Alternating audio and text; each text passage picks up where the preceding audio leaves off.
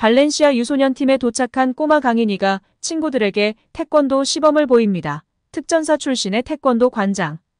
아버지에게 강인이가 태어나자마자 배운 두 가지는 바로 마라도나의 축구 비디오와 태권도였습니다. 스페인어를 할 줄 모르던 강인이는 또래의 친구들과 태권도라는 매개체를 통해 교류할 수 있었습니다. 축구가 너무 좋았고 좋아하는 축구를 더 좋은 환경에서 하고 싶었기에 긴 고민 끝에 가족 모두가 스페인으로 둥지를 옮겼습니다. 아버지는 타지에서 태권도장을 운영하며 강인이를 뒷바라지했습니다. 강인이는 내성적인 성격에 말도 잘 안 통하고 무척이나 힘들었지만 태권도를 통해 친구들과 친해지고 싶었고 자신을 보호하기도 하고 때론 태권소년으로 친구들에게 인기를 얻기도 했습니다. 그래도 어딜 가나 친구들을 괴롭히는 나쁜 친구들이 있습니다. 멀리 동양에서 왔다며 강인이를 무시하고 놀리는 친구들이 있었는데요. 이를 제지하는 친구가 나타나죠. 멋지게 뒤통수를 때리며 친구를 괴롭히지 말라고 이야기합니다. 그 멋진 꼬마가 바르셀로나의 페란 토레스입니다. 박지성, 기성용, 손흥민 등 우리나라 최고의 선수들이 하나 같이 입을 모아 이야기합니다. 타국에서의 인종차별로 힘든 시기를 겪었었다고. 어린 시절 외국 생활은 한 기성용이나 손흥민 등은 더욱 힘든 시기가 많았다고 합니다. 유럽에서의 인종차별 문제는 끊이질 않고 있습니다. 우리나라 대형 축구 채널 슈퍼러브에서도 이에 대해 다루고 열심히 싸우기도 했지만 쉽지 않은 문제입니다. 프리미어리그에서는 매년 인종차별을 캠페인을 진행하고 있으나 이마저도 효과가 미비합니다.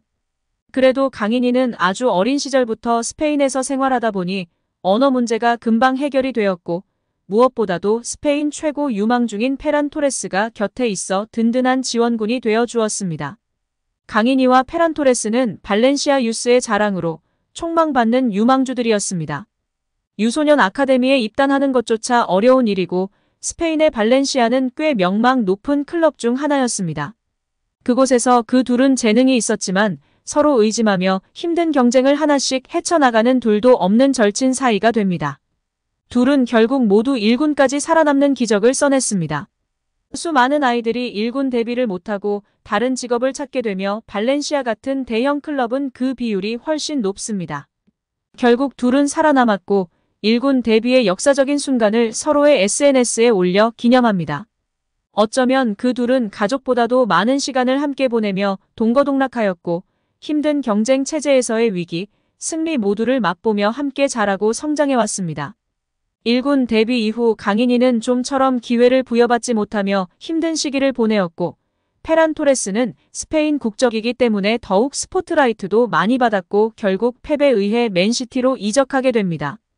페란 토레스는 맨시티 이적 후 이제는 말할 수 있다 인터뷰로 크게 화제가 되었습니다.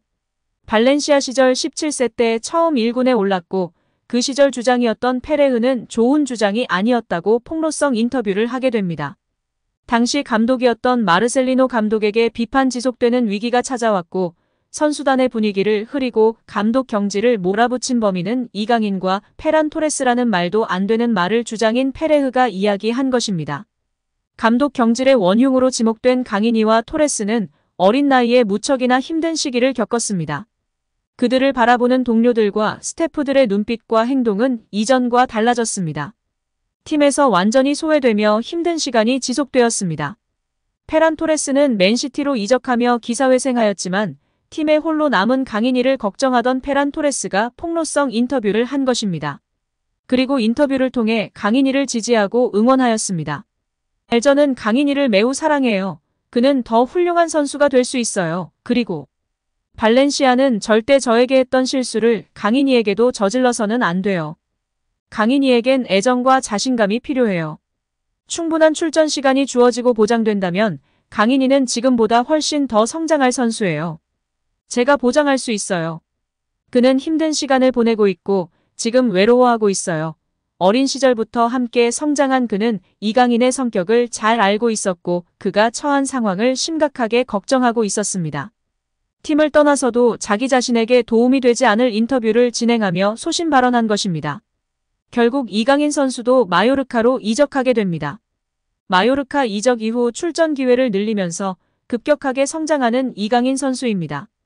단점으로 지적되던 모습들이 이번 시즌 종료 후에는 전문가 및 축구팬들이 장점이라고 칭송하고 있습니다. 놀랍도록 빠르게 흡수하고 변화하고 있으며 성장하는 모습을 보여주었습니다. 결국 프리메라리그 탑 드리블러, 패서, 중원의 사령관으로 발돋움하면서 B클럽의 관심을 한 몸에 받게 되었습니다.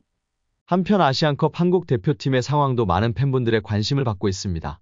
여기에 한국 축구 대표팀의 핵심 이강인이 AFP통신 선정 아시아축구연맹 아시안컵 조별리그를 빛낸 5인의 이름을 올리며 화제입니다. AFP는 아피프에서 이강인까지 아시안컵 조별리그를 빛낸 5명의 선수라는 제목의 기사를 통해 이번 대회에서 눈부신 활약을 펼친 선수를 조명했습니다. 이강인과 함께 카타르의 아크람 아피프, 이라크의 아이만 후세인, 팔레스타인의 무사브 알바타트, 이란의 메흐디 가에디가 선정됐습니다. AFP는 위르겐 클린스만 감독은 이강인을 핵심으로 내세웠다면서 파리 생제르맹 소속의 이 공격형 미드필더는 이번 대회에서 감독의 믿음에 보답했다고 평가했습니다. 이어 바레인과 1차전에서 멀티골을 터뜨리며 주장 손흥민보다 뛰어난 활약을 펼쳤다고 덧붙였습니다.